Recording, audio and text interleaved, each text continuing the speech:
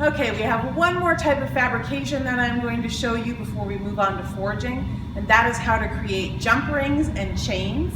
For this, you will need a coil made the same way that we made our last coil. I just have one pre-made for us. And you will also need bolt cutters and a hammer. You should have access to a vise for what we're eventually going to do as well. So the first thing I'm going to do is I'm going to cut off. Usually when you make a spiral like this, you have a little bit at the end that you weren't able to curve and it's just sort of a straight piece. I'm going to cut that off. It's very important for doing the jump rings that you have a pair of bolt cutters that comes together at the tip, because up until now we've been feeding our material back into the back of the jaws, which is a lot easier to cut.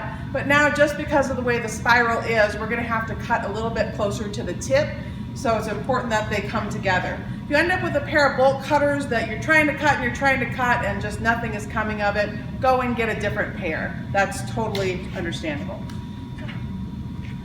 To cut this, I'm going to put my piece on the floor, the part I want to cut up against the concrete, open up my bolt cutters, and then close the tip right on the piece that I want to nip off here. I'm just putting the tip on here because I don't want to end up cutting into the rest of the spiral. I just want to cut off that little straight piece. I'll stand up, lever against it like always. There it goes across the studio. And now I have smooth curves on my spiral. Now I'm going to line up where this piece ends and this piece starts, and I'm going to make another little cut right there.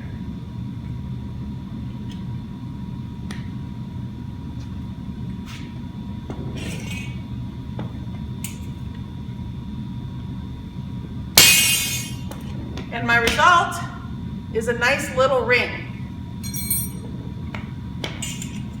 I can keep doing this. Sometimes you don't get the bolt cutters in quite the right spot the first time. It doesn't want to cut through.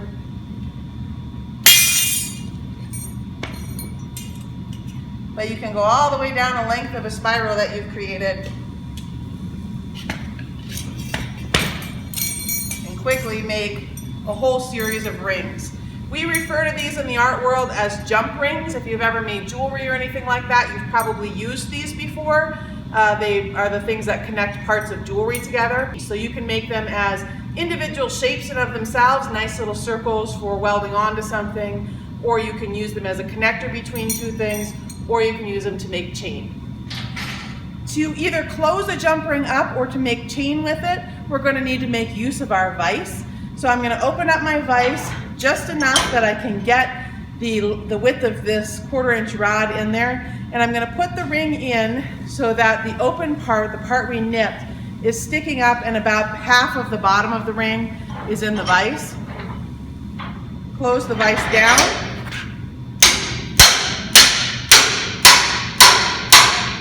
And then I can use my hammer to tap on one side and the other, or from one end and the other. You always want to kind of work back and forth or from the top to close this ring up completely. If I want to make a chain, I can take the next link in my chain, thread it through the first link, take this out of here,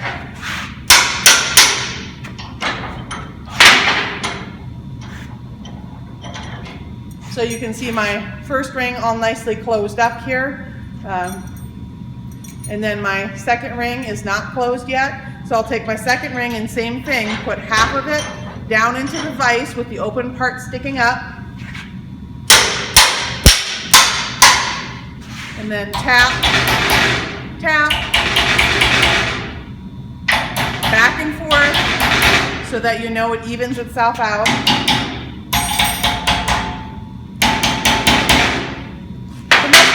Thing I see with people trying to do with jump rings is they're like, I'm just going to close it with the power of my muscles. That is not going to happen. There is a lot of tension in this shape right now. You will not be able to close it without the help of the vise and the hammer. Or if you do, if you are able to do that, what are you doing in sculpture class? Because you could totally actually like get a job as a strongman in a circus or something like that.